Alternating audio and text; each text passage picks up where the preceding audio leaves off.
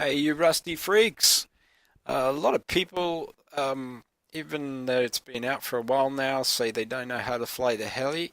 I see a lot of people not flying the heli, and I think that's why, because they're worried that they're going to crash or something, or they've tried it and they have crashed, and so they just don't use them. So I'm doing a little tutorial. So look at this picture that's been in the background this whole time I've been talking. Just keep this in mind while I'm showing you how it works. So your mouse is for nose down and nose up, backwards and forwards. And you can use side to side for rolling, but I don't recommend you do that much, or use it sparingly. To change direction, you're mostly going to use the A and D keys. A and D yaws the aircraft, which means it's rotating on its axis. That's the best way to change direction. The Mini Copter. Best thing that Face Punch has added to Rust in ever. I don't think there's anything as good as the Mini Copter in Rust. This thing is so much fun. Changes everything about Rust. Everything in Rust, I should say. You can use it for raiding, for scouting, for... Oh, Jesus, this is annoying. Sorry about the gunshots in the background. You can use it to move loot, to go shopping at the outpost if you don't live near it.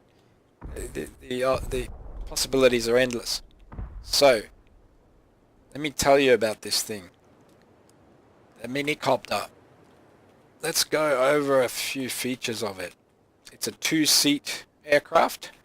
There's the pilot in the back, and the passenger in the front. You can switch seats, and you can do it while in flight too. Don't recommend it. Same button as you use for changing seats in boats. For me it's X, for X-ray.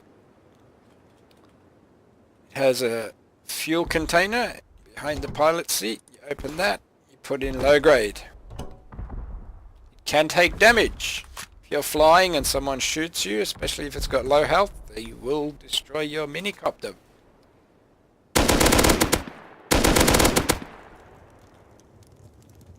Does have a health bar. Once you're in one of the seats, a new health bar appears underneath your other health bars.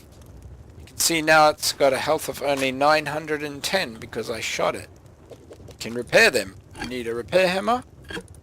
You need some metal frags. You bash it. If it doesn't fix, find another spot to hit, usually the seat.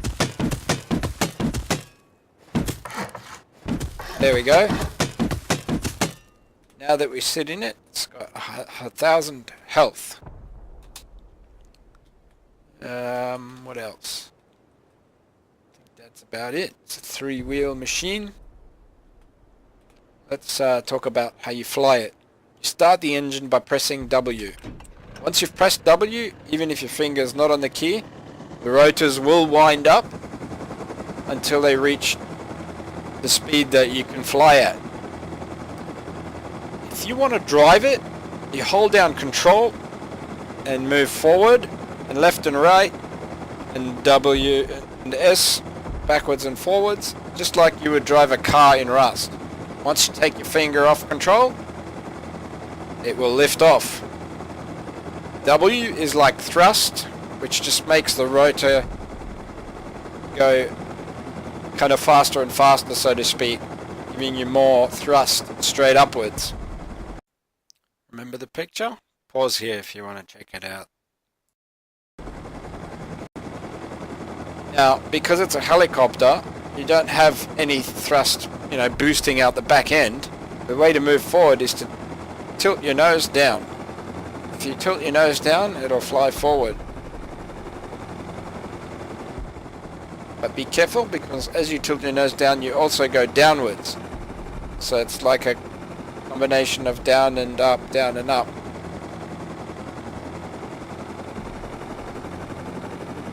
The other controls, to yaw left and right, is your A and D keys on your mouse. I mean on your mouse. A and D keys on your keyboard. That is called yaw. That yaw means rotating left and right on the axis. That's the way you should change direction. Most of the time you're going to be using A and D to change direction. The other way to change direction, or to turn rather, is to use your mouse. That's how you roll. This is a left roll. This is a right roll. But use these sparingly, because as with real aircraft, there's a side effect to rolling. If you roll left, your nose tends to go down a bit and you lose altitude. So if you are going to roll, like if you're trying to do a tight turn, you need to raise your nose a bit. See it? Raising the nose? That's how you can do a tight turn, but be careful, you will lose altitude if you don't do it right. So we lost couple of thousand feet there. That's about it for flying. It's pretty straightforward, you just need to practice. The hardest thing, of course, is landing. Oh yeah, you can also outlook, and that's useful for checking your fuel. Oh shit, what am I doing? And of course, like if you're using it to scout, you know, let's say you're checking out a base, outlooking is very handy. Okay, now landing can be done in two ways. One is just take your hand off the W key, just let it sink down. That's the safest way of landing. The other way is pointing your nose down. This is the fast way of landing. And once you're where you want to land, you flare. If you don't know what a flare is, it's just pulling the nose up just before you touch down. It's the way to get the aircraft to sink down that last moment, that last bit, so you don't slam into the ground. Just like an aircraft would, and bring it down. Spacebar is how you get out of the helicopter. That's about it. Good luck. Actually, bit of a hint and tip section. I find it helps in making your landing. If you're struggling to land, or you're coming in too fast, is you kind of do a wafer action where point the nose down and then back and down and back and down and back. It's hard to describe, but nose up, nose down, nose up, nose down. The nose up, nose down action sometimes seems to help with the landings.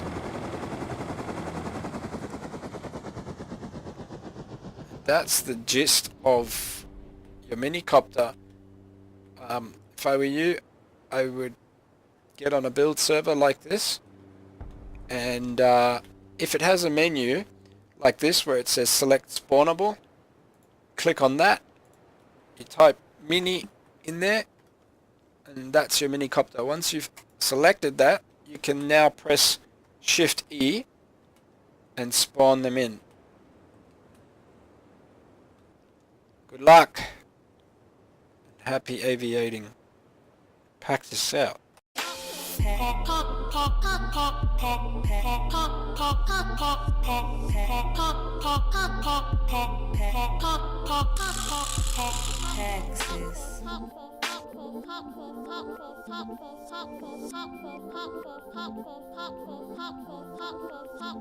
Paxus.